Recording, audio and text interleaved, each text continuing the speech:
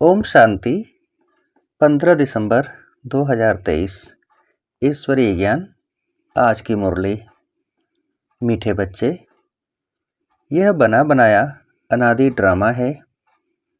इस ड्रामा में हर एक एक्टर की एक्ट फिक्स है। मोक्ष किसको भी नहीं मिल सकता। प्रश्न: शिव बाबा अशरीरी है, वह शरीर में किस लिए आते हैं, कौन सा काम करते हैं और कौन सा नहीं।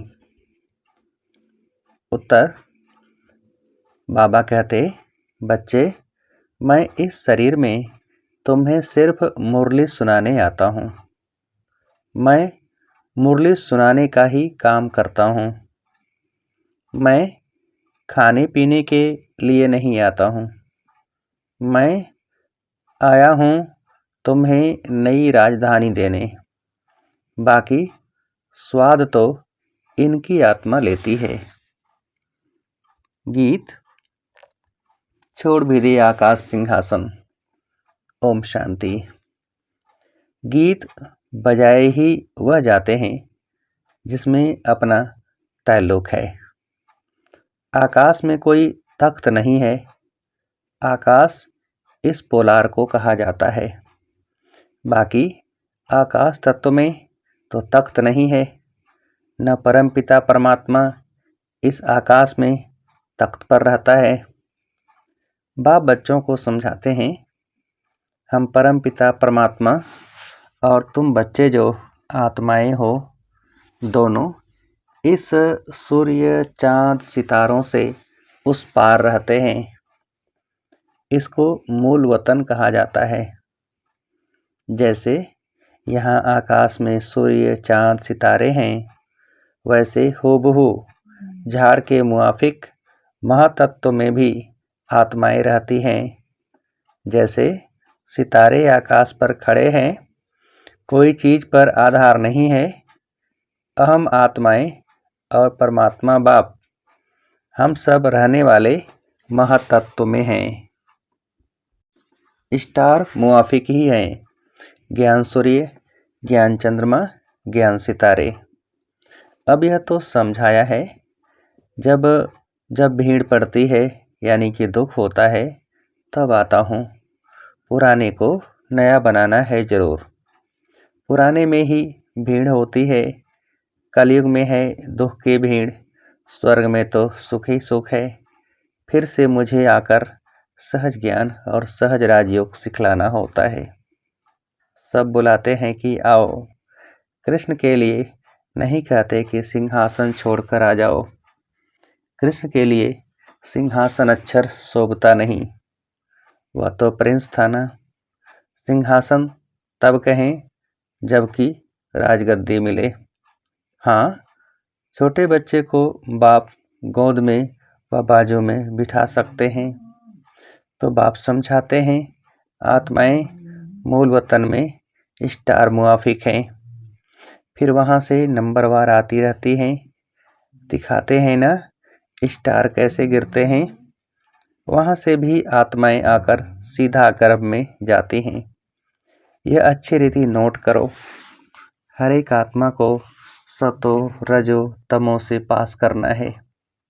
जैसे पहले लक्ष्मी नारायण आएंगे तो उनको सतो रजो अवस्था से पास होते पुनर्जन्म लेते लेते फिर तमो प्रधान अवस्था को पाना ही है।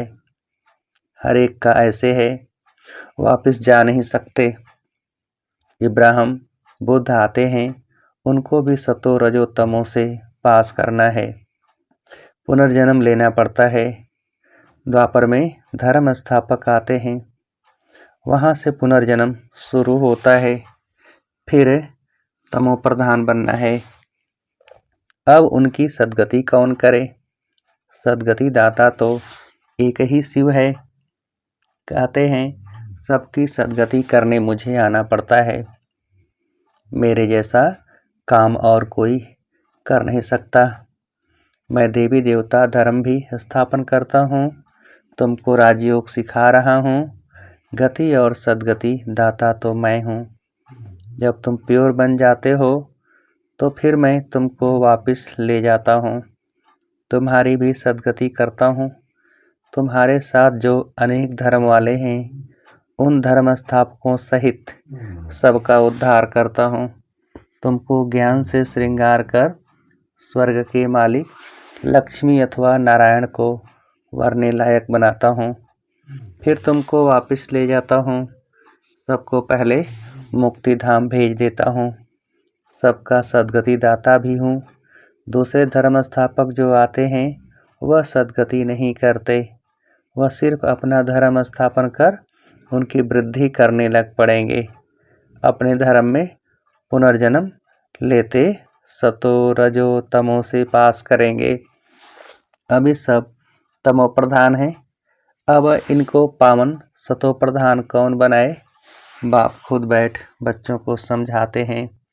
भगवान आकर सबकी सद्गति भी करते हैं, भारत को स्वर्ग भी बनाते हैं, जीवन मुक्ति के लिए राजयोग सिखाते हैं। इसलिए बाप की इतनी महिमा है। गीता है शास्त्र सर्वशास्त्रमयी शिरोमणि, परंतु कृष्ण का नाम लिख देने से भगवान को भूल गए हैं। भगवान तो सबका सद्गति दाता है, इसलिए गीता सब धर्म वालों के लिए धर्मशास्त्र है। सबको इसे मानना पड़े। सद्गति का शास्त्र और कोई है नहीं, सद्गति देने वाला है ही एक, उनकी ही गीता है। तुम बच्चों को सद्गति का ज्ञान दे रहे हैं। गीता में शिव का नाम होता तो सब धर्म वालों का यह शास्त्र होता। बाप सबको कहते हैं अपने को आत्मा समझ मेरे साथ योग लगाओ तो विकर्म विनाश होंगे और तुम मेरे धाम आ जाएंगे। सब धर्म वालों की सद्गति करने वाला भी मैं हूँ, बाकी तो आते ही हैं अपना धर्म स्थापन करने। मनुष्य कहते हैं क्या मोक्ष नहीं मिलेगा। बाप कहते हैं नहीं, जो भी सब आत्माएं हैं सबका पार्ट ड्रामा में फिक्स है, किसकी एक्ट बदल नहीं सकती। हर एक की पूरी एक्ट का अनादि ड्रामा बना हुआ है। ड्रामा अनादि है, उसका आदि मध्य अंत नहीं है।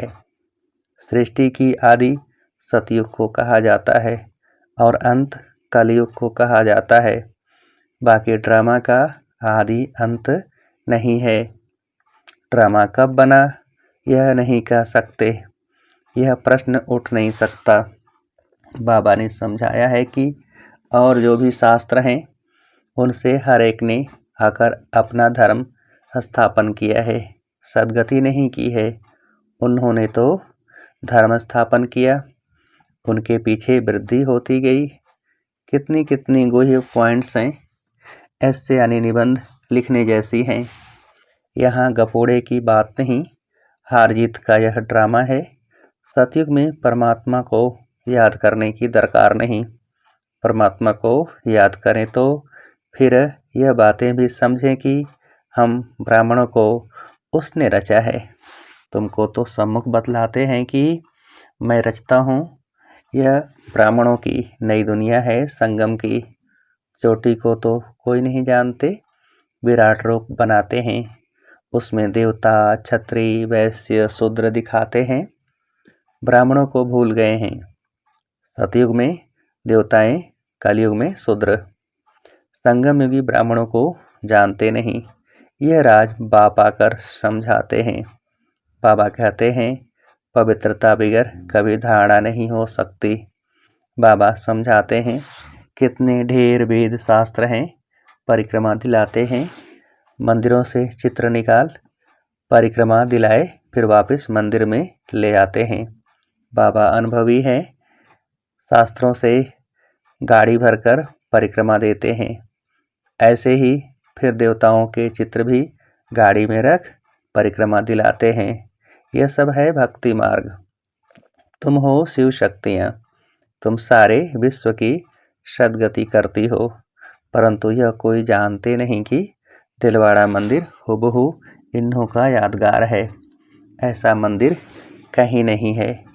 जगदम्बा है, शिव बाबा भी है, शक्तियों का चबूतरा भी बना हुआ है। भक्ति मार्ग में फिर से ऐसे मंदिर बनेंगे, फिर विनाश होगा तो यह सब खत्म हो जाएगा। सतयुग में कोई मंदिर होता नहीं, यह सब भक्ति मार्ग का विस्तार है। ज्ञान में तो चुप रहना है, एक शिव बाबा को याद करना है।